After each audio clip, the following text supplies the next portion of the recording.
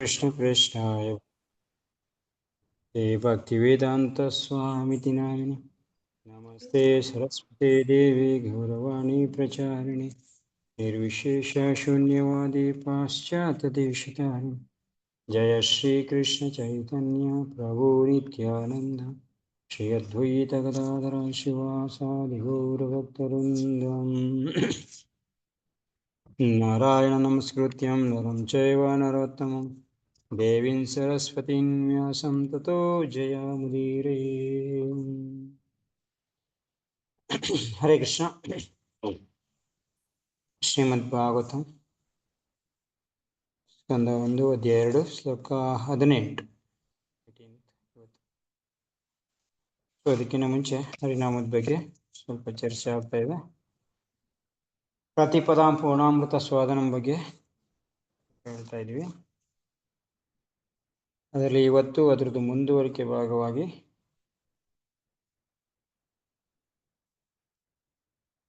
ಪೂರ್ಣ ಅಮೃತನ ಕೊಡುವಂಥದ್ದು ಪ್ರತಿ ಪದದಲ್ಲೂ ಕೂಡ ಪೂರ್ಣ ಅಮೃತ ಬರುವಂಥದ್ದು ಶ್ರೀಕೃಷ್ಣ ಸಂಕೀರ್ತನದಿಂದ. ಸೊ ಯಾವ ರೀತಿ ಗಂಗೆ ನೀರಲ್ಲಿ ನಿಂತ್ಕೊಂಡ್ರೆ ಪ್ರತಿ ಕ್ಷಣನೂ ಕೂಡ ನೀರ್ದು ಅನುಭವ ಆಗುತ್ತಲ್ಲ, ಬೇರೆ ಬೇರೆ ನೀರ್ದು ಪ್ರತಿ ಒಂದು ಸೆಕೆಂಡಕ್ಕೂ ಕೂಡ, ಅದೇ ರೀತಿ ಶ್ರೀಕೃಷ್ಣ ಸಂಕೀರ್ತನ ಪ್ರತಿ ಕ್ಷಣನೂ ಕೂಡ ನಮಗೆ ಆನಂದ ಕೊಡುವಂಥದ್ದು ಚರ್ಚೆ ಆಗ್ತಾ ಇದೆ. ಆದರೆ ಇದು ಮುಂದೆ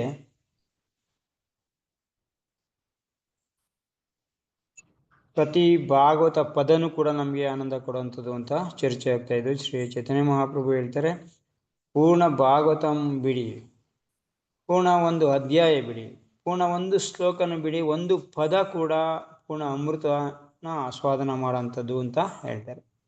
ಯಾವಾಗ ಇದಾಗತ್ತೆ ನಮಗೆ, ಯಾವಾಗ ಇದನ್ನ ಪೂರ್ಣ ಪ್ರಮಾಣದಲ್ಲಿ ಆಸ್ವಾದನೆ ಮಾಡ್ತೀವೋ, ಒಬ್ಬನಲ್ಲಿ ಹೃದಯದಲ್ಲಿ ಕೃಷ್ಣ ಪ್ರೇಮ ಅನ್ನೋದು ಹುಟ್ಟುತ್ತೋ ಅವಾಗ ಆಗಂಥದ್ದು ಅಂತ ಹೇಳ್ತಾರೆ. ಸೊ ಇವಾಗಲೂ ನಮ್ಗೆ ಆಗ್ತಾ ಇದೆ, ಆದರೆ ನಮ್ಗೆ ಆಗ್ತಾ ಇರೋ ಆನಂದ ಸ್ವಲ್ಪ ಪ್ರಮಾಣದಲ್ಲಿ ನಾವೆಷ್ಟು ಡೆಡಿಕೇಶನ್ ಇದೆ, ನಾವೆಷ್ಟು ಇದ್ರ ಬಗ್ಗೆ ಆಸ್ವಾದನೆ ಮಾಡ್ತಾ ಇದ್ದೀವೋ, ಇದ್ರ ಬಗ್ಗೆ ತಿಳ್ಕೊತಾ ಇದ್ದೀವೋ, ಇದನ್ನ ಎಷ್ಟು ನೈಜ ಪ್ರಮಾಣದಲ್ಲಿ ಅಂದರೆ ಪೂರ್ಣ ಪ್ರಮಾಣದಲ್ಲಿ ಇದನ್ನು ಮಾಡ್ತಾ ಇದ್ದೀವಿ, ಅಷ್ಟು ಮಟ್ಟಿಗೆ ನಮ್ಗೆ ಆನಂದ ಸಿಗ್ತಾ ಇದೆ ಹೊರತು ಪೂರ್ಣವಾಗಿ ಆನಂದ ಸಿಗ್ತಾ ಇಲ್ಲ ಅನ್ನೋದು ಗ್ಯಾರಂಟಿ. ಸೊ ಆದರೆ ಯಾರ ಹೃದಯದಲ್ಲಿ ಪೂರ್ಣ ಪ್ರೇಮಾಭಕ್ತಿ ಅನ್ನೋದು ಬರುತ್ತೋ ಅವ್ರಿಗೆ ಇದು ಪೂರ್ಣ ಪ್ರಮಾಣದಲ್ಲಿ ಆನಂದ ಕೊಡುತ್ತೆ.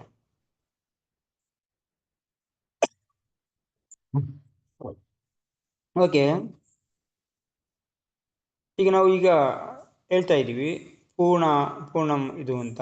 ಪೂರ್ಣ ಕೃಷ್ಣ ನಾಮದು ಪೂರ್ಣನೇ, ಕೃಷ್ಣಂದು ರೂಪ ಗುಣ ರೂಪ ಎಲ್ಲ ಪೂರ್ಣಮಯವಾಗಿರೋದು. ಈ ಪೂರ್ಣವಾಗಿರೋದ್ರಿಂದ ನಮಗೆ ಪೂರ್ಣ ಆನಂದನೇ ಸಿಗ್ತಾ ಇದೆ.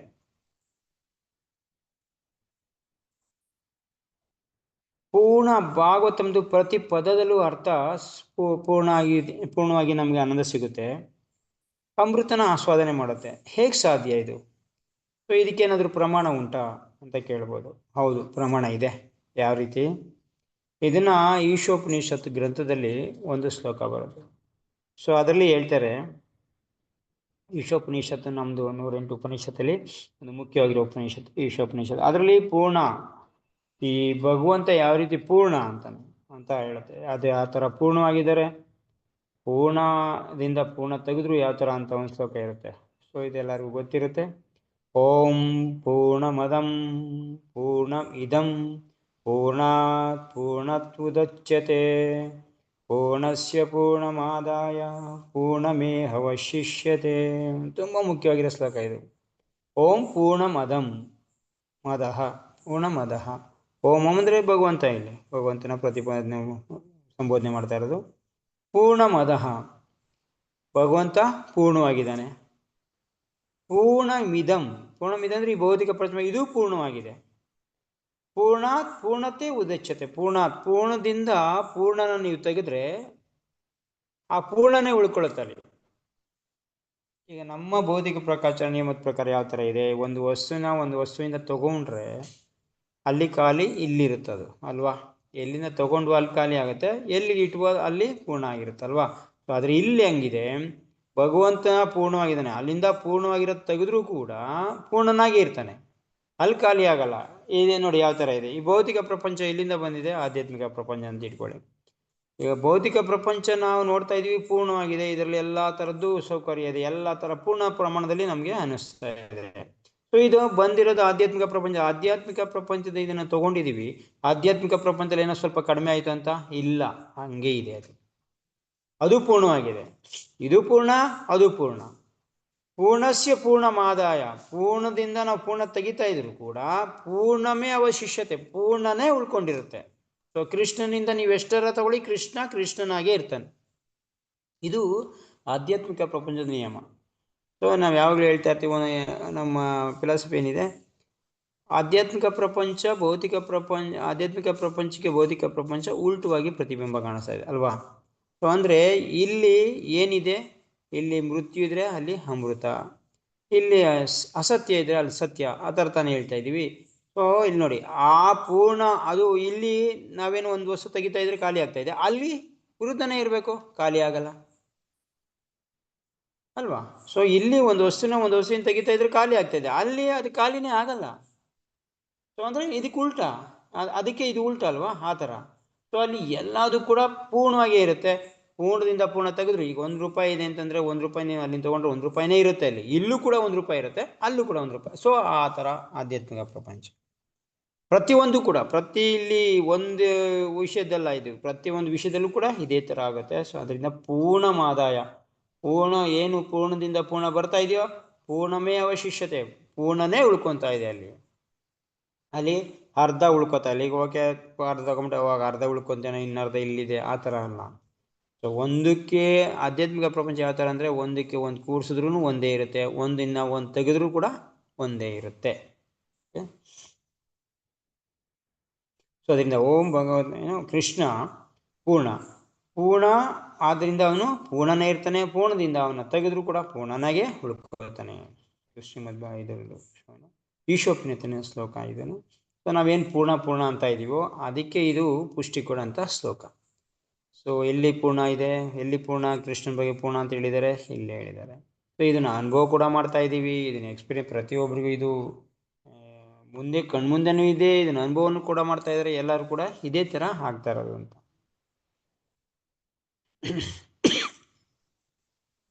ಇಲ್ಲಿ ಇನ್ನೊಂದು ವ್ಯಾಸ ಮಹರ್ಷಿ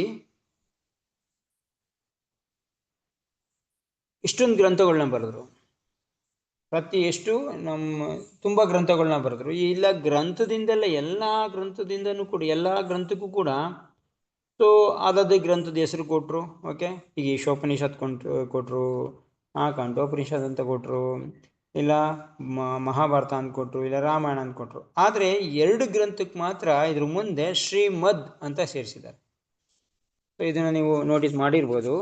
ಸೊ ಪ್ರತಿಯೊಂದಕ್ಕೂ ಕೂಡ ಅವರು ಅದೇ ಹೆಸರು ಕೊಟ್ಟಿದ್ದಾರೆ. ಆದರೆ ಇಲ್ಲಿ 2 ಗ್ರಂಥಕ್ಕೆ ಮಾತ್ರ ಅವ್ರು ಏನು ಹೇಳಿದ್ದಾರೆ, ಶ್ರೀಮದ್ ಅಂತ ಕೊಟ್ಟಿದ್ದಾರೆ. ಏನದು? ಶ್ರೀಮದ್ ಭಾಗವತಂ, ಶ್ರೀಮದ್ ಭಗವದ್ಗೀತಾ.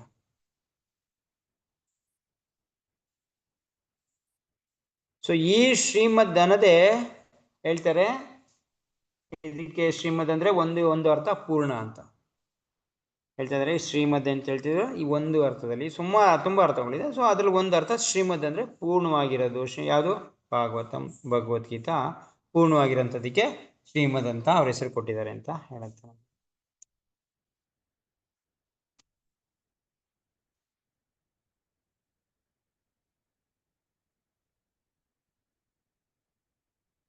ಸೊ ಇದು ಪೂರ್ಣವಾಗಿರೋಂಥದ್ದು ಅಂದ್ರೆ ಇದನ್ನ ಪೂರ್ಣ, ನೀವು ಹೆಚ್ಚು ಕಡಿಮೆ ಇದರಲ್ಲಿ ಸ್ವಲ್ಪ ಕೇಳಿ ಪೂರ್ಣವಾಗಿ ಇರುತ್ತೆ, ಪೂರ್ಣ ಕೇಳಿ ಪೂರ್ಣವಾಗಿ ಇರುತ್ತೆ. ಇದು ಯಾವ ಥರ ಅಂತಂದರೆ, ಒಂದು ಹಣ್ಣು ಭಾಗನ ನೀವು ಯಾವ ಕಡೆಯಿಂದ ಕಚ್ಚಿದ್ರು ಕೂಡ ಅದು ಅದೇ ಸಿಹಿ ಇರುತ್ತಲ್ಲ, ಆ ಥರ ಇದು ಪೂರ್ಣ ರಸಾಮೃತದಿಂದ ಕೂಡಿರೋದು. ಶ್ರೀಮದ್ ಭಗವದ್ಗೀತಾ ಭಾಗವತಂ ಪೂರ್ಣ ಪ್ರಮಾಣದಲ್ಲಿ ಎಲ್ಲ ಕಡೆ ಪೂರ್ಣವಾಗಿ ಇರೋದು ಅಂತ. ಸೊ ಒಂದು ನೀವು ಎಲ್ಲಿ ಯಾವುದೇ ಭಾಗ ಓದಿದ್ರು ಕೂಡ ಅದು ಪೂರ್ಣವಾಗಿ ಇರುತ್ತೆ. ಇದು ಇಲ್ಲ ಹಿಂಗೆ ಇಲ್ಲಿ ಬಂದರೂ ಮಾತ್ರ ಇದು ಪೂರ್ಣ ಅಲ್ಲ. ಸೊ ಪೂರ್ಣವಾಗಿದೆ ಅಂದ್ರೆ ಅರ್ಥ ಏನು? ನಮಗೆ ಆ ಪೂರ್ಣ ಪ್ರಮಾಣ ಕೊಡೋಂಥ ಆನಂದ, ಕೊಡೋಂಥ ಫಲ ಎಲ್ಲ ಕೂಡ ಪೂರ್ಣವಾಗೇ ಇರುತ್ತೆ ಅಂತ. ಈ ಥರ ಆನಂದಾಮುದಿವರ್ಧನಂ ಭಗವಂತನ ಪೂರ್ಣ ರೂಪ ದರ್ಶನ. ಇದು ಹಿಂದೆ ಆನಂದಾಮುದಿವರ್ಧನಂ ನಮ್ಗೆ ಏನ್ ಕೊಡ್ತು? ರೂಪ ದರ್ಶನ ಕೊಡ್ತು, ಭಗವಂತಂದು ರೂಪ ದರ್ಶನ ಕೊಡ್ತು. ಸೊ ಪ್ರತಿಪದಾಂ ಪೂರ್ಣಾಮೃತ ಸ್ವಾದನಂ ಏನ್ ಕೊಡ್ತಾ ಇದೆ? ಇದು ನಮ್ಗೆ ಲೀಲಾ ದರ್ಶನ ಕೊಡಿಸ್ತಾ ಇದೆ. ಭಗವಂತಂದು ಲೀಲಾ ದರ್ಶನ, ಅದು ರೂಪ ದರ್ಶನ. ಹೇಳ್ತಾರೆ ಆನಂದಾಂಬುದಿವರ್ಧನಂ ನಮ್ಗೆ ರೂಪ ದರ್ಶನ ಕೊಡ್ತಾ ಇದೆ, ಭಗವಂತಂದು ರೂಪ ದರ್ಶನನ. ಇದು ಲೀಲಾ ದರ್ಶನ. ಸೊ ಇದು ಒಂದಕ್ಕಿಂತ ಒಂದು ಮೇಲ್ಗಡೆ ಹೋಗ್ತಾ ಇದೆ. ಇದು ಹಿಂದಗಡೆ 4 ನೋಡಿದ್ವಿ, ಅದು ಭಗವಂತಂದು ಸಾಧನ ಭಕ್ತಿ. ಇದು ಆನಂದಾಂಬುದಿವರ್ಧನಂ ಮತ್ತೆ ಪ್ರತಿಪದಂ ಪೂರ್ಣಾಮೃತ, ಇದು ಯಾವುದು? ಇದು ಸಾಧ್ಯ ಭಕ್ತಿ. ಅದರಲ್ಲೂ ಕೂಡ ಈ ಆನಂದಾಂಬುದಿವರ್ಧನಂಗಿನ ಪ್ರತಿಪದಂ ಪೂರ್ಣಾಮೃತ ಸ್ವಾದನಂ ಇದೆಯಲ್ಲ, ಇದು ಲೀಲಾದು ಭಗವಂತಂದು ಪೂರ್ಣ ಪ್ರಮಾಣದಲ್ಲಿ ಲೀಲನ ಆಸ್ವಾದನೆ ಮಾಡಿಸೋದು. ಈಗ ನೋಡಿ, ರೂಪಕ್ಕಿನ್ನ ಲೀಲಾ ಆಸ್ವಾದನೆ ತುಂಬಾ ಜಾಸ್ತಿ ಇದೆ. ರೂಪದಲ್ಲಿ ಇಷ್ಟ ಇಲ್ಲ ಅಂತಲ್ಲ, ಭಗವಂತನ ಎಲ್ಲ ಒಂದೇ. ಆದ್ರೆ ರೂಪಕ್ಕಿನ್ನ ಲೀಲಾ ಆಸ್ವಾದನೆ ಇದೆಯಲ್ಲ, ಇದು ತುಂಬಾ ಮೇಲಿರಂಥದ್ದು. ಅದಕ್ಕೆ ಇದನ್ನ ಪ್ರತಿಪದಂ ಪೂರ್ಣಾಮೃತ ಸ್ವಾದನ. ಅದರಲ್ಲಿ ಆನಂದ ಇದೆ, ಇದ್ರ ಪೂರ್ಣ ಅಮೃತ ಆಸ್ವಾದನೆ ಮಾಡಿದ ತರ ಇದೆ. ಸೊ ಅದರಿಂದ ಇದು ಲೀಲಾ ದರ್ಶನ ಮಾಡುತ್ತೆ. ಇದು ನೋಡಿ, ಪೂರ್ಣ ಅಮೃತನ ಆಸ್ವಾದನೆ ಮಾಡ್ತಾ ಇದೆ. ಯಾರಿಗಾರು ಒಬ್ರಿಗೆಲ್ಲ, ಇಬ್ಬರಿಗೆಲ್ಲ. ಸೊ ಅಂದ್ರೆ ಯಾರು ಇದನ್ನ ಕೇಳ್ತಾರೋ, ಯಾರು ಇದ್ರ ಬಗ್ಗೆ ಲೀಲಾ ಶ್ರವಣ ಮಾಡ್ತಾರೋ, ಪ್ರತಿಯೊಬ್ಬರು ಕೂಡ ಭಗವಂತನ ಕೃಪೆಯಿಂದ ಏನಾಗ್ತಾ ಇದೆ? ಪೂರ್ಣ ಅಮೃತ ಅನ್ನೋದು ಸ್ವಾದ ಆಗ್ತಾ ಇದೆ. ಸೊ ಇದು ನೋಡಿ, ಪೂರ್ಣಾಮೃತನ ಸ್ವಾದ ಮಾಡೋದಕ್ಕೆ ನಾವು ಹಿಂದೆಗಡೆ ಸಾಧನ ಭಕ್ತಿ ಸರಿಗೆ ಮಾಡಿರ್ಬೇಕು. ಹಿಂದೆಗಡೆ ಏನ್ 4 ವಿಷಯ ಇತ್ತು ಅದನ್ನ ಸರಿಗೆ ಮಾಡಿದಾಗ ಪೂರ್ಣಾಮೃತನ ಸ್ವಾದನ ಮಾಡ್ಬೋದು. ಸೊ ನಮ್ಗೆ ಈ ಪೂರ್ಣಾಮೃತ ಸ್ವಾದನ ಬಗ್ಗೆ ಹೇಳ್ತಾ ಇದೀವಿ. ಇದು ನಮ್ಗೆ ನೀವ್ ಹೇಳೋ ಮಟ್ಟಿಗೆ ಆಗ್ತಾ ಇಲ್ಲ ಅಂತ. ಹೌದು, ಆಗ್ತಾ ಇಲ್ಲ, ಗ್ಯಾರಂಟಿ. ಇದು ನಮಗೂ ಆಗ್ತಾ ಇಲ್ಲ, ನಿಮ್ಗೂ ಆಗ್ತಾ ಇಲ್ಲ. ಇದನ್ನ ಯಾರು ನಾರ್ಮಲ್ ಆಗಿ ತಗೊಂಡಿದಾರೋ ಅವ್ರಿಗೆ ಆಗ್ತಾ ಇಲ್ಲ. ಪೂರ್ಣ ಪ್ರಮಾಣದಲ್ಲಿ ಇದ್ರ ಬಗ್ಗೆ ಆಸ್ವಾದನೆ ಅಂದ್ರೆ ಪ್ರೇಮಾ ಭಕ್ತಿನ ಯಾರು ಆಸ್ವಾದನೆ ಮಾಡಿದಾರೋ ಅಂತವ್ರಿಗೆ ಆಗ್ತಾರಂತ ಕ್ರಿಯೆ ಇದು ಪೂರ್ಣ ಅಮೃತ ಸ್ವಾದನ. ಆನಂದಾಂಬುದಿವರ್ಧನ ಪೂರ್ಣ ಪ್ರತಿಪದಂ ಪೂರ್ಣ ಆಗ್ತಾರೆ. ಇದು ಭಗವಂತನ ವಿಷಯದಲ್ಲಿ ಪೂರ್ಣ ಆನಂದ ಬರ್ಬೇಕಾದ್ರೆ, ನಮ್ಗೆ ಪೂರ್ಣ ಇದೆಲ್ಲ ಅಮೃತನ ಆಸ್ವಾದನೆ ಮಾಡ್ಬೇಕಾದ್ರೆ ಹೇಳಿದ್ದೆ 4 ನಾವು ಸರಿಗೆ ಮಾಡ್ತಾ ಇದ್ರು ಕೂಡ ಮಾತ್ರ ಇದು ಆಗುತ್ತೆ ಅನ್ನೋದು. ಇದು ಲೀಲಾ ದರ್ಶನದ್ದು. ಓಕೆ, ಇನ್ನೊಂದು ಕೆಲವೊಂದು ವಿಷಯಗಳಿದೆ, ಸೊ ಅದನ್ನ ನಾನು ನೋಟ್ ಮಾಡಿಲ್ಲ ಇವತ್ತು. ಅದರಿಂದ ಇಲ್ಲಿಗೆ ಹರಿನಾಮದ್ದು ಶ್ರೀಮದ್ ಭಾಗವತಂನ ನೋಡ. ಜಯ ಹರಿನಾಮ ಪ್ರಭು ಕಿ ಜಯ.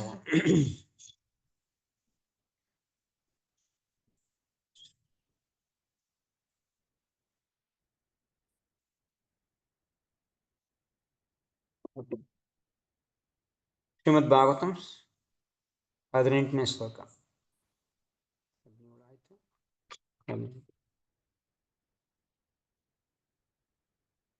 ನಷ್ಟಪ್ರಾಯೇಷು ಭದ್ರೇಷು ನಿತ್ಯಂ ಭಾಗವತ ಸೇವಯ ಭಗವತೀರುತ್ತಮ ಶ್ಲೋಕೆ ಭಕ್ತಿರ್ಭವತಿ ನೈಷ್ಟಕಿ. ಇದನ್ನ ವಾಯ್ಟ್ ಮಾಡ್ಬೇಕು ಅಂತ ಹೇಳಿದೆ. ಎಲ್ಲಿಂದ? ನಿನ್ನೆ ಶುನತಾಂ ಸುಖತಾಂ ಕೃಷ್ಣ, ಅಲ್ಲಿಂದ. ಸೊ ಇದು ಒಂದಕ್ಕೊಂದು ಲಿಂಕ್ ಇದೆ. ಸೊ ಇಲ್ಲಿ ನೋಡಿ, ಓದು ಶ್ಲೋಕನ ಹೇಳಿದ್ವಿ ಶೃಣತಾಂ ಸುಖತಾಂ ಕೃಷ್ಣ. ಶೃಣತ ಯಾವುದು? ಕೃಷ್ಣನ ನಾಮದ್ದು ಶ್ರವಣ ಮಾಡಿದ್ರೆ, ಕೀರ್ತನೆ ಅವನ ಲೀಲೆನ ಯಾವಾಗ ಶೃಣತಾಂ ಕೇಳ್ತೀವೋ ಅವಾಗ ನಮ್ಗೇನಾಯ್ತು? ನಮ್ಮ ಭೌತಿಕ ಜೀವನದಲ್ಲಿ ಇದಂತ ಎಲ್ಲ ಭೋಗಲಾಲಸೆ ದೂರ ಆಗ್ತಾ ಹೋಗುತ್ತೆ ಅಲ್ವಾ? ಇದೇ ತನಕ ಹೇಳಿದ್ವಿ ನಾವು 17ರಲ್ಲಿ. ಭಕ್ತರ ಮನಸ್ಸಲ್ಲಿರೋಂಥ ಈ ಭೌತಿಕ ಲಾಲಸೆ ಏನಾಗುತ್ತೆ? ದೂರ ಆಗ್ತವೆ ಯಾವಾಗ? ಕೃಷ್ಣಂದು ಕಥೆನ ಆಸ್ವಾದನೆ ಮಾಡ್ತಾ, ಕೃಷ್ಣ ಕಥೆ ಕೇಳ್ತಾ. ಸೊ ಮತ್ತೆ ಏನಾಗುತ್ತೆ? ಯಾವಾಗ ನಿತ್ಯವಾಗಿ ನಾವು ಇದನ್ನ ಶ್ರವಣ ಮಾಡ್ತಾ ಇದ್ರೆ, ಆ ಲೀಲಾ ನೋಡಿ, ನಮಗೆ ಭೌತಿಕ ಲಾಲಸೆ ಅನ್ನೋದು, ಭೌತಿಕ ಇಚ್ಛೆಗಳು ಹೋಗ್ತಾ ಇರ್ತವೆ, ಜೊತೆಗೆ ಈ ಕಡೆ ಶ್ರವಣ ಆಗ್ತಾ ಇರಬೇಕು, ಈ ಕಡೆ ಹೋಗ್ತಾ ಇರಬೇಕು. ಪ್ರತಿನಿತ್ಯ ಆಗ್ತಾ ಇದ್ರೆ ಮತ್ತೆ ಹೊಸದು ಆಗ್ತಾ ಇರ್ತವೆ, ಒಂದೇ ಅಲ್ಲ. ನೆಕ್ಸ್ಟ್ ಏನಾಗುತ್ತೆ ನೋಡಿ, ಇದೇ ತರ ಇದನ್ನ ಈ ಶ್ಲೋಕದಲ್ಲಿ ಹೇಳ್ತಾ ಇದ್ದಾರೆ ನೋಡಿ. ನೆಕ್ಸ್ಟ್ ಏನಾಗುತ್ತೆ? ಇದೇ ತರ ಕೇಳ್ತಾ ಹೋದ್ರೆ ನೆಕ್ಸ್ಟ್ ಸ್ಟೆಪ್ಪಲ್ಲಿ ಏನಾಗುತ್ತೆ? ಭಾಗವತ ಪ್ರವಚನವನ್ನು ನಿತ್ಯವೂ ಶ್ರವಣ ಮಾಡುವುದರಿಂದ ಮತ್ತು ಶುದ್ಧ ಭಕ್ತಿ. ಇಲ್ಲಿಗೆ ಇನ್ನೊಂದು ಹ್ಯಾಡ್ ಆಯ್ತು ನೋಡಿ. ಏನು? ಶ್ರವಣ, ಅಲ್ಲಿ ಶ್ರವಣ ಮಾಡ್ತಾ ಇದ್ವಿ, ಇಲ್ಲೇನಾಯ್ತು? ಒಂದು ನೆಕ್ಸ್ಟ್ ಶುದ್ಧ ಭಕ್ತರ ಸೇವೆ ಸಲ್ಲಿಸುವುದರಿಂದ.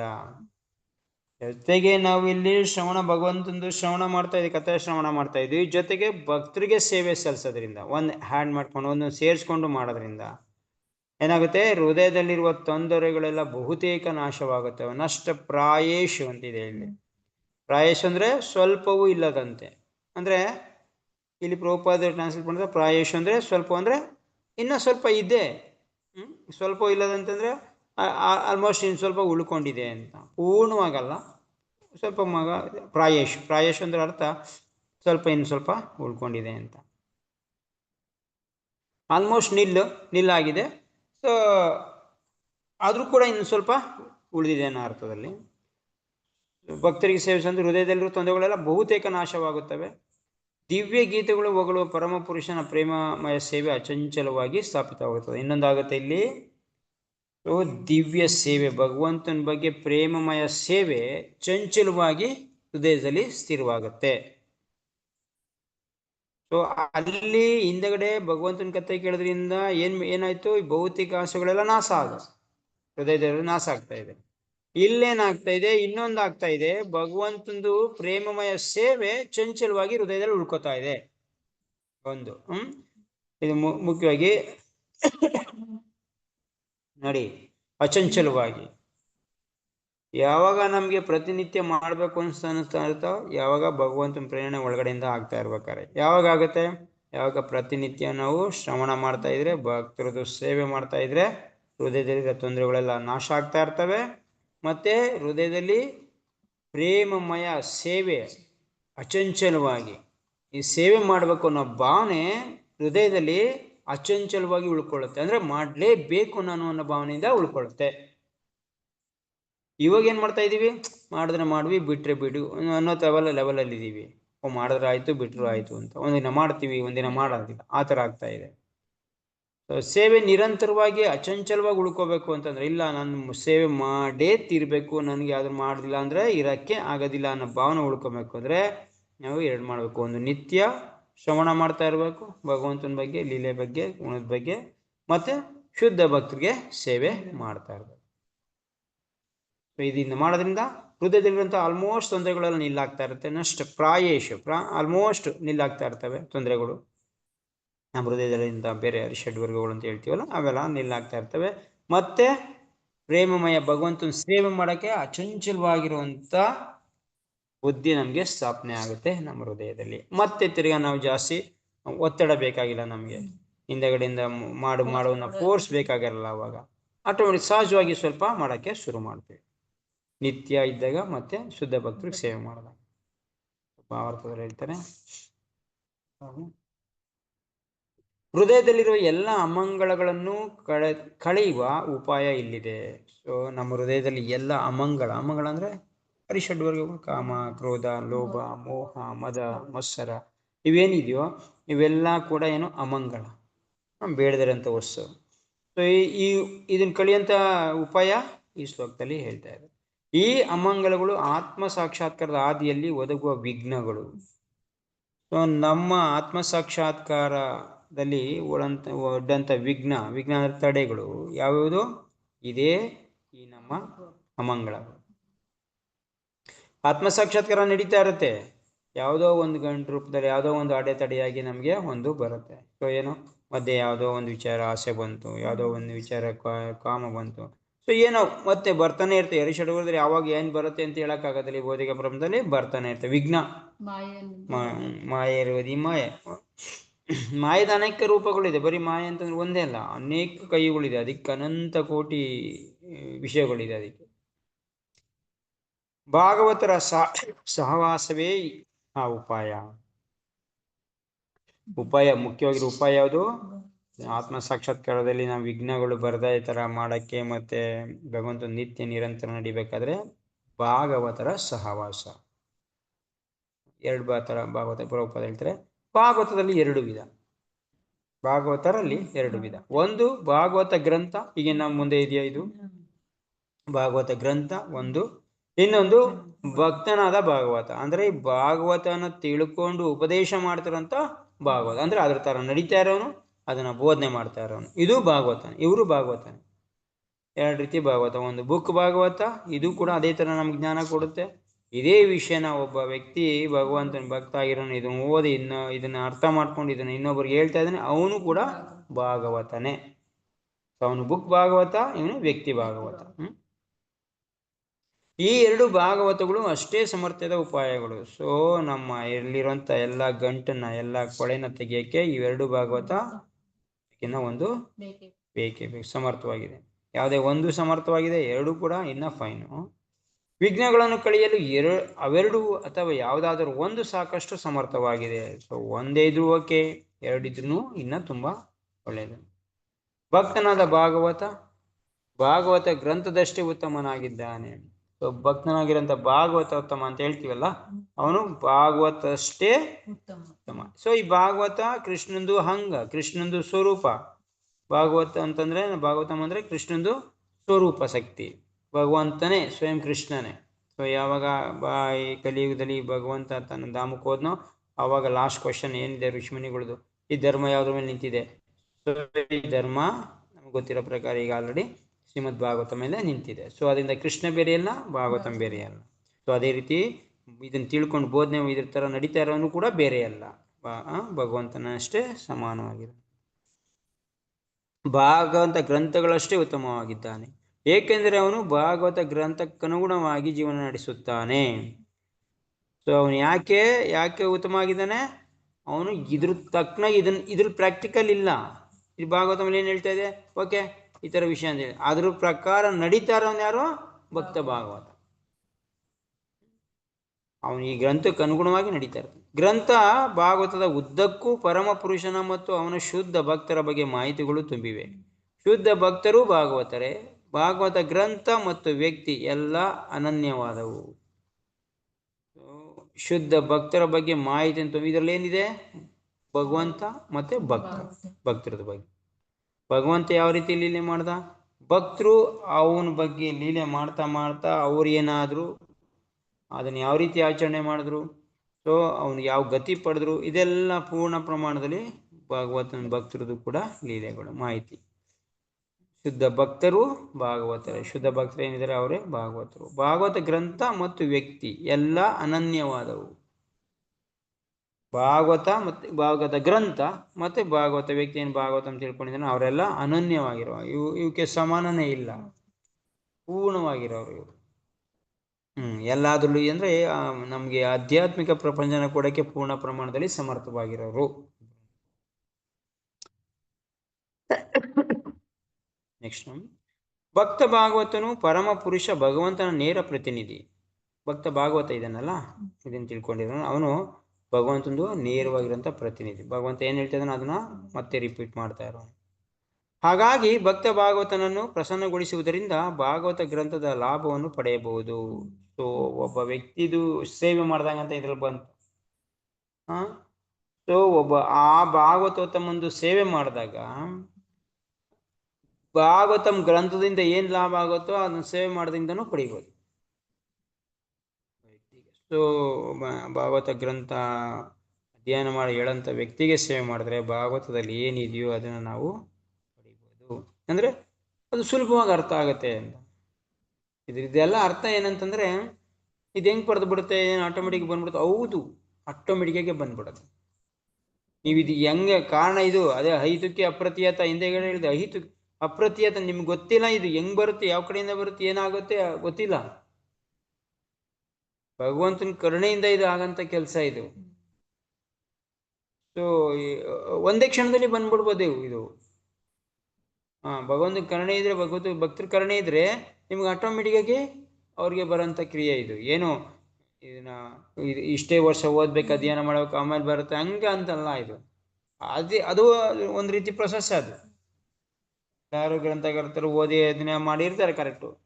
ಈ ಕರುಣೆ ಅನ್ನೋ ವಿಷಯ ಬಂದಿದ ತಕ್ಷಣ ಎಲ್ಲ ಚೇಂಜ್ ಆಗ್ಬಿಡುತ್ತೆ. ಕರುಣೆಯಿಂದ ಭಗವಂತನ ಸೇವೆ ನಾವು ಭಕ್ತಿಯಿಂದ ಭಗವಂತ ಸೇವೆ ಮಾಡ್ತಾ ಇದ್ರೆ ಭಗವಂತ ಕರುಣೆಯಿಂದ ಒಂದೇ ಕ್ಷಣದಲ್ಲಿ ನಿಮ್ಗೆ ಎಲ್ಲ ಟ್ರಾನ್ಸ್ಫರ್ ಆಗ್ಬಿಡ್ಬೋದು. ಎಲ್ಲ ಭಗವಂತನೇ ತಾನೇ, ಅದರಿಂದ ಮಾಡ್ಬೋದು. ಭಕ್ತ ಭಾಗವತನ ಅಥವಾ ಭಾಗವತ ಗ್ರಂಥದ ಸೇವೆಯಿಂದ ಭಕ್ತಿ ಮಾರ್ಗದಲ್ಲಿ ಉನ್ನತಿಯನ್ನು ಹಂತ ಹಂತವಾಗಿ ಪಡೆಯುವುದು ಸಾಧ್ಯ. ಭಕ್ತಿ ಮಾರ್ಗದಲ್ಲಿ ಉನ್ನತಿ ಯಾವ ಥರ ಪಡೆಯೋದು? ಭಗವಂತನ ಭಕ್ತರ ಸೇವೆ ಮತ್ತು ಭಾಗವತನ ಸೇವೆ ಯಾವಾಗ ಹಂತ ಹಂತವಾಗಿ ಇದನ್ನು ಪಡೆಯುವುದು. ಇದು ಹೇಗೆ ಎಂಬುದನ್ನು ಮಾನವ ಊಹೆಯಿಂದ ಅರ್ಥ ಮಾಡಿಕೊಳ್ಳಲಾರ.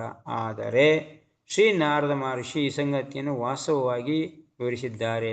ಹಿಂದಿನ ಜನ್ಮದಲ್ಲಿ ನಾರದರು ದಾಸಿಯೊಬ್ಬಳ ಮಗನಾಗಿದ್ದನೆಂದು ಹೇಳಲಾಗಿದೆ. ಆ ದಾಸಿಯು ಋಷಿಗಳ ಮನೆಗೆ ಸಲ್ಲತೊಡಗಿದ್ದಳು. ಆ ರಾತ್ರಿ ನಾರದರು ಅವರ ಮನೆಗೆಸತೊಡಗಿದ್ದಳು.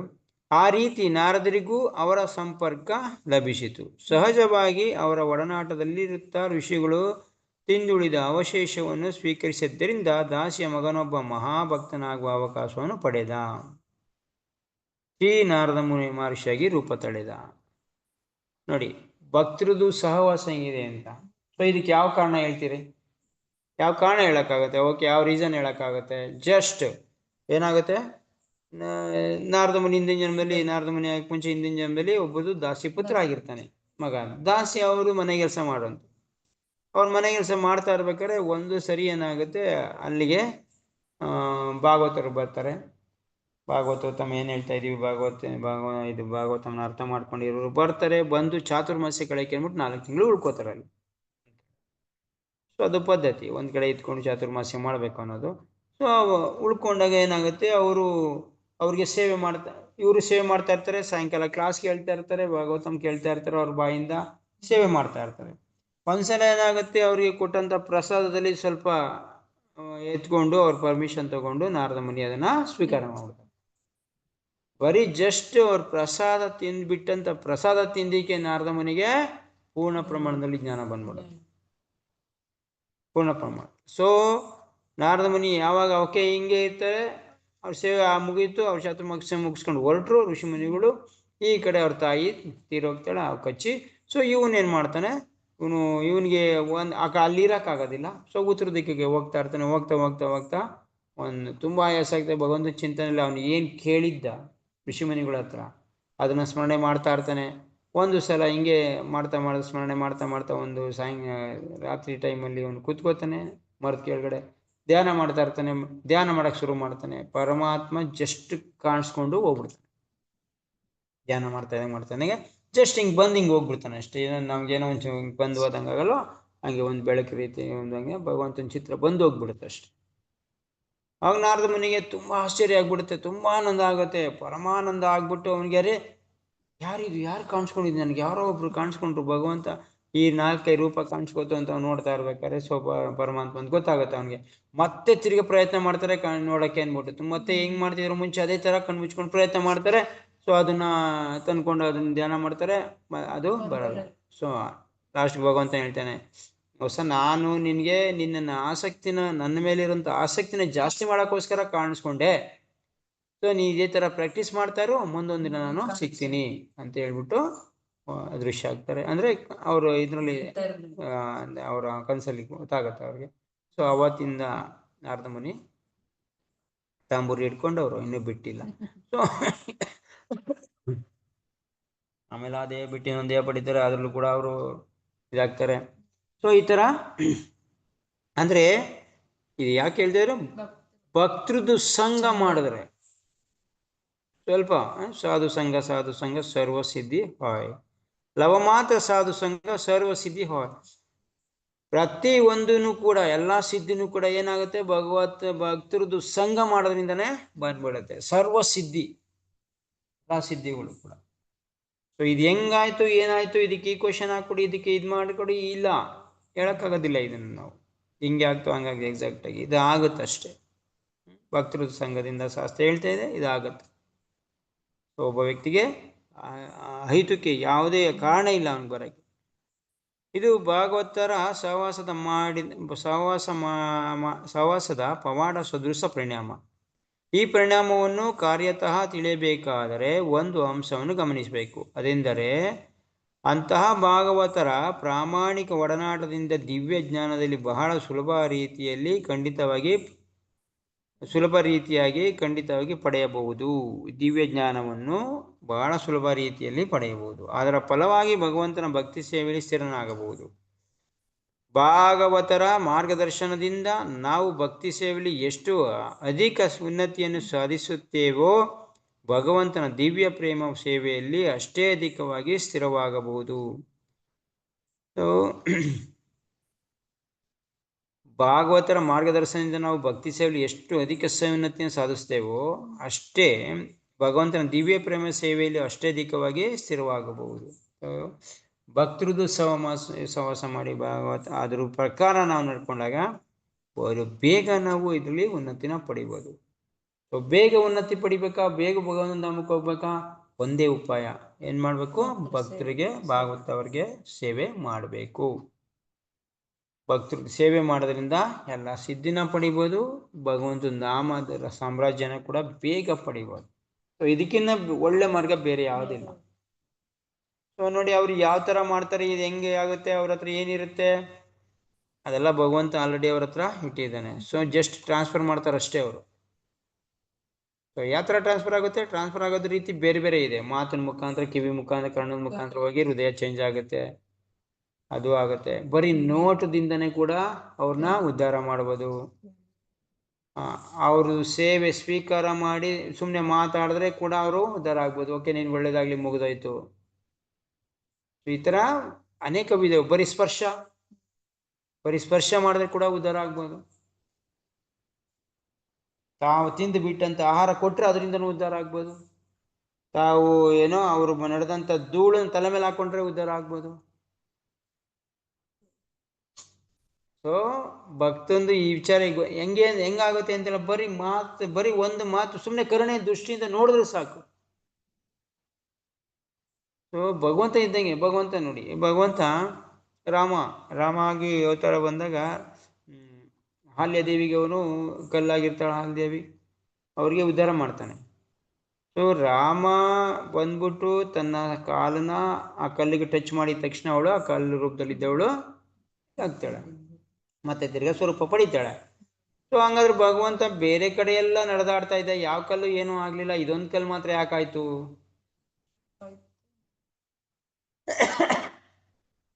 ಆ ಕಲ್ಲಿಗೆ ಶಾಪ ಇತ್ತು, ಅದಕ್ಕೆ ಹಂಗಾಯ್ತು ಅಂತ ಇರ್ಬೋದು. ಆದ್ರೆ ನಿಜಕ್ಕೂ ಇಲ್ಲೇನು ಅರ್ಥ ಮಾಡ್ಕೋಬೇಕು ಅಂದ್ರೆ, ಭಗವಂತ ಕರುಣೆಯಿಂದ ಕಾಲ್ ಮೇಲೆ ಕಾಲ್ ಮಡಗ್ಬೇಕೆ ಹೊರತು ಕರುಣೆ ಇಲ್ದಿರೋ ಭಗವಂತ ಮಡಗಿದ್ರು ಕೂಡ ಎಷ್ಟೋ ಕಡೆ ಓಡಾಡಿದನಪ್ಪ ರಾಮ. ಹಂಗಾದ್ರೆ ಯಾವ್ಯಾವ ಬೇರೆ ಬೇರೆ ಕಲ್ಗಳು ಬೇರೆ ಬೇರೆ ರೂಪ ಪಡಿಬೇಕಾಯ್ತು. ಬೇರೆ ಬೇರೆ ಈಗ ಮನುಷ್ಯನಿಗೆ ಎಷ್ಟೋ ಪ್ರಾಣಿಗಳಿಗೂ ಎಷ್ಟೋ ತರ ಟಚ್ ಆಗಿರ್ತವೆ. ಸೊ ಅಂತ ಟೈಮಲ್ಲಿ ಬೇರೆ ಬೇರೆ ರೂಪ ಬರಲಿ, ಇದೊಂದು ಮಾತ್ರ ಯಾಕೆ ಪಡೀತು ಅಂತಂದ್ರೆ ಭಗವಂತ ಅವ್ರ ಕರುಣಾ ದೃಷ್ಟಿಯಿಂದ ನೋಡಿ ಟಚ್ ಮಾಡಿದ್ದು. ಭಗವಂತನ ಕರುಣೆ ಇಲ್ದಿರ ಯಾವುದು ನಡೆಯೋದಲ್ಲ ಅನ್ನೋದಕ್ಕೆ ಉದಾಹರಣೆ. ಸೇವೆಯಲ್ಲಿ ಎಷ್ಟಧಿಕವಾಗಿ ಸ್ಥಿರವಾಗಿರ್ಬೋದು. ಭಕ್ತ ಭಾಗವತರಿಂದ ಭಾಗವತ ಗ್ರಂಥದ ಸಂದೇಶವನ್ನು ಸ್ವೀಕರಿಸಬೇಕು. ಏನು ಭಕ್ತನಿಂದ ಈ ಭಾಗವತ ಗ್ರಂಥದ ಉಪದೇಶನ ಸ್ವೀಕಾರ ಮಾಡಬೇಕು.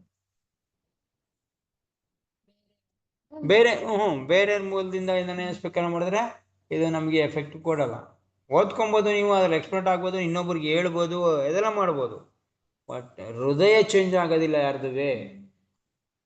ಫಸ್ಟ್ ಆಫ್ ಆಲ್ ನಿಮ್ ಹೃದಯ ಚೇಂಜ್ ಆಗಿಲ್ಲ, ಅದಕ್ಕೆ ಈ ಕೇಳಿದವ್ರದ್ದು ಹೃದಯ ಅಂತೂ ಗ್ಯಾರಂಟಿ ಆಗುತ್ತೆ. ಏನ್ ಮಾಡ್ತಾರೆ ಜನ, ಇದನ್ನ ಗಟ್ ಮಾಡ್ಕೊಂಡು ಭಾಗವತ ಪ್ರವಚನಕಾರರು ಇರ್ತಾರಲ್ಲ, ಇದನ್ನ ಅದೇ ತರ ಹೇಳೋದು, ಇಲ್ಲ ನಾಟಕೀಯವಾಗಿ ಹೇಳೋದು, ತುಂಬಾ ಆಕ್ಷನ್ ಮಾಡ್ಕೊಂಡು ಹೇಳೋದು, ಇಲ್ಲ ತುಂಬಾ ಅಟ್ರಾಕ್ಷನ್ ಮಾಡೋ ತರ ಹೇಳೋದು, ಇದೆಲ್ಲ ಇದ್ದೇ ಇರೋದು. ಉಪಕಥೆ ಮಧ್ಯೆ ಬೇರೆ ಬೇರೆ ಸಣ್ಣ ಸಣ್ಣ ಕಥೆಗಳು ಸೇರಿಸಿ ಹೇಳೋದು. ಸೊ ಇದೆಲ್ಲ ಯಾವುದು, ಯಾಕೆ? ಅಟ್ರಾಕ್ಷನ್ ಮಾಡೋದು, ಯಾರನ್ನ ಕೇಳುಗರನ್ನ ಅಟ್ರಾಕ್ಷನ್ ಮಾಡೋಕೆ ಇದೆಲ್ಲ ನಡೀತವೆ. ಆದ್ರೆ ನಿಜವಾಗಿ ಈ ಗ್ರಂಥ ಸ್ವೀಕಾರ ಮಾಡೋರು ಯಾರು? ಶುದ್ಧ ಭಕ್ತರು ಮಾತ್ರ ಸ್ವೀಕಾರ ಮಾಡ್ತಾರೆ, ಮುಕ್ತಿನ ಪಡಿತಾರೆ. ಈ ಎರಡೂ ಭಾಗವತರ ಸಮುಚ್ಚಯವು ಹೊಸಬನಾದ ಭಕ್ತನಿಗೆ ಉನ್ನತಿಯನ್ನು ಸಾಧಿಸುವತ್ತ ಹೋಗಲು ಸಹಾಯ ಮಾಡುತ್ತವೆ. ಸೊ ಇದು ಹೊಸ ಭಕ್ತನಿಗಂತೂ ಎರಡು ಭಾಗವತರು ತುಂಬಾ ಮುಖ್ಯವಾಗಿರೋದು. ಒಂದು ನೋಡ್ಕೊಬೋದು, ಒಂದು ಬರೀ ನೋಡಿದ್ರೆ ಕೇಳಿದ್ರೆ ಅರ್ಥ ಆಗೋದಿಲ್ಲ. ಬರೀ ನಾವು ಓದ್ಕೊಂಡು ಬರೀ ನೋಡಿದ್ರೆ ಅರ್ಥ ಆಗಲ್ಲ. ಇದು ಏನೋ ಚಿತ್ರಗಳು ನೋಡ್ಕೊಂಡು ಬರೀ ಓದ್ಕೊಂಡಿದ್ರೆ ಇದು ಕತೆ ಬುಕ್ ಅಷ್ಟೇ ಆಗ್ಬಿಡುತ್ತೆ. ಒಂದ್ಕೊಂದು ಚೆನ್ನಾಗಿದ್ದಾವೆ ಕತೆ, ಸೊ ಇದೆಲ್ಲ ಮಾಡಿದ್ರು, ಇದು ಹಿಂಗೂ ಮಾಡಿದ್ರು ಹಂಗೂ ಬದುಕೊಂಡ. ಬದುಕಿರೋ ಎಲ್ಲರೂ ಬದುಕಿಸ್ತಾವ್ರೆ. ಕಣ್ಣು ಹೋದವ್ರಿಗೆ ಕೂಡಾದವ್ರಿಗೆ ಎಲ್ಲ ಕಣ್ಣು ಕೊಡ್ತಾವ್ರೆ. ಎಷ್ಟೊಂದ್ ಕಡೆ ಬರ್ತದಲ್ಲ, ಸುಮಾರು ಕಡೆ ಬರುತ್ತಲ್ವಾ. ಸೊ ಅದು ಹಂಗ್ ಆ ರೀತಿ ಅನ್ಕೊಂಡ್ಬಿಡ್ತಾರೆ. ಸೊ ಇದು ಹಂಗಲ್ಲ. ಇದು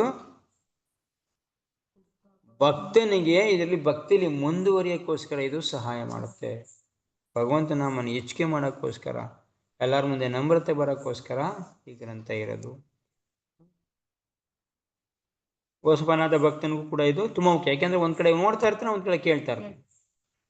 ಸೊ ಅಲ್ಲಿ ಸ್ವಲ್ಪ ಮೇಲೆ ಮಧ್ಯಮ ವರ್ಗ ಬಿಟ್ಟು ಹೋದಾಗ್ಲೇನೆ ತೊಂದರೆ ಆಗೋದು ನೋಡಿ. ಆ ಟೈಮಲ್ಲಿ ಯಾರು ಕೇಳೋದೇ ಇಲ್ಲ. ನಾವು ಫಸ್ಟ್ ತುಂಬಾ ಚೆನ್ನಾಗಿ ಕೇಳ್ತಾ ಇರ್ತೀವಿ. ಸ್ವಲ್ಪ ಬಂದ್ಬಿಟ್ರೆ, ಸ್ವಲ್ಪ ಇದಾದ್ರೆ ಆಮೇಲೆ ಎಲ್ಲ ಆಗೋಯ್ತು ನಮ್ದು, ಇನ್ನೇನು ಕೇಳೋದಿಲ್ಲ ಅನ್ನೋ ಭಾವನೆ ನೋಡುತ್ತೆ. ಇಲ್ಲ, ಅಪ್ ಟು ಲಾಸ್ಟ್ ಉಸಿರು ಇರೋವರೆಗೂ ಇದನ್ನ ಕಲಿಬೇಕು. ಅಷ್ಟಿದೆ. ಉಸಿರು ಎಲ್ಲಿ ಒಂದು ಶ್ವಾಸ ನಮ್ಮ ದೇಹದಲ್ಲಿ ಒಂದು ಉಸಿರು ಇರೋವರೆಗೂ ಇದನ್ನ ಓದ್ತಾ ರಿಪೀಟ್ ಓದ್ತಾನೆ ಇರೋದು. ಅವಾಗ ನಮಗೆ ಭಾಗವತ ಏನು ಅಂತ ನಮಗೆ ಸ್ವಲ್ಪ. ಸೊ ಚೈತನ್ಯ ಅವರು ಬರೀ ಒಂದೇ ಕಥನ ಕಂಟಿನ್ಯೂಸ್ ಆಗಿ 100 ಸರಿ ಕೇಳೋ, ಕಂಟಿನ್ಯೂಸ್. ಎಲ್ಲ ಆಗೋಯ್ತು, ಮತ್ತೆ ಹೇಳು, ತಿರ್ಗಾ ಆಗೋಯ್ತು, ತಿರ್ಗಾ ಮತ್ತೆ ಹೇಳು. ಅಂದ್ರೆ ಗಂಟೆಗೋಸೆ ಒಂದೊಂದು ಗಂಟೆಗೆ ಚೇಂಜ್ ಆಯ್ತಿರಲ್ಲ, ಅದು ದಿನಗಟ್ಲೆ ನಡೆಯೋದು ಕತೆ. ಅವ್ರ ಕತೆ ಧ್ರುವ ಮಹಾರಾಜ ಪ್ರಹ್ಲಾದನ ಕತೆ ದಿನಗಟ್ಲೆ ನಡೆಯೋದು. ಅದಿನಾದ್ಮೇಲೆ ಓಕೆ ಇನ್ನೊಂದ್ಸರಿ ಹೇಳು, ತಿರ್ಗಾ ಇವತ್ತು ಲೇಟ್ ಆಗೋಯ್ತು, ಓಕೆ ಎಲ್ಲ ಪ್ರಸಾದ ತಗೋಬೇಕು, ತಿರ್ಗಿ ಮತ್ತೆ ನಾಳೆ ರಿಪೀಟ್. ಅದೇ 100 ಬಾರಿ ಕೇಳಿದ್ದಾರೆ. ಯಾರೇ ಕೇಳ್ತಾರೆ, ಮಹಾಪ್ರಭು ಇದರಲ್ಲಿ ಏನಿದೆ ಅಂತದ್ದು 100 ಬಾರಿ ಕೇಳಿದಿರಲ್ಲ ನೀವು. ಇದರಲ್ಲಿ ಧ್ರುವ ಅವನದು ಗಟ್ಟಿ ಮನಸ್ಸು, ಧ್ರುವ ಎಷ್ಟಿದೆ, ಅವನದು ಎಷ್ಟಿತ್ತು ಆ ಥರ ನನಗೆ ಯಾಕೆ ಆಗ್ತಾ ಇಲ್ಲ ಇದು ಅಂತ ಚೈತನ್ಯ ಮಹಾಪ್ರಭು. ಅವರು ಭಗವಂತನಿಗೆ 5 ವರ್ಷದ ಹುಡುಗಂಗೆ ಆಯ್ತಿದ್ದು, ನಮ್ಗೆ ಇಷ್ಟು ವರ್ಷ ಆಯ್ತು, ನಮ್ಗಿನ್ನೂ ಆಗ್ಲಿಲ್ವಲ್ಲ, ಇದು ಕಾರಣ ಏನು ಅಂತ ಹುಡುಕಕ್ತಾ ಇದ್ದೀನಿ ಇದರಲ್ಲಿ ಅಂತ ಹೇಳ್ತಾರೆ. ಇದಕ್ಕೇನು ಕಾರಣ ಇರ್ಬೋದು, ನಾನು ಇದರಲ್ಲಿ ಈ ಕತೆ ಕೇಳಿ ಹುಡುಕ್ತಾ ಇದ್ದೀನಿ ನಾನು ಅದನ್ನ. ಅಂದ್ರೆ ಗೊತ್ತು ಭಗವಂತನಿಗೆ ಇಲ್ಲ ಅಂತಲ್ಲ, ಆದ್ರೆ ಕೇಳುವಾಗ ಹೇಳುವಾಗ ಮತ್ತೆ ಎಲ್ಲರಿಗೂ ಅದು ಅರ್ಥ ಆಗ್ಬೇಕಲ್ಲ, ಅದಕ್ಕೋಸ್ಕರ ಹೇಳ್ತಾರೆ. ಓಕೆ, ಕೃಷ್ಣ ಇಲ್ಲಿ ಸರ್ 2 ಭಾಗವತರ ಮುಚ್ಚವು ವಸವನಾದ ಭಕ್ತನಿಗೆ ಉನ್ನತಿಯನ್ನು ಸಾಧಿಸುವ ಹೋಗಲು ಸಹಾಯ ಮಾಡುತ್ತವೆ. ಅಷ್ಟೇ ತಾನೆ? ಇನ್ನೊಂದು ಲೈನ್ ಇದೆಯಾ?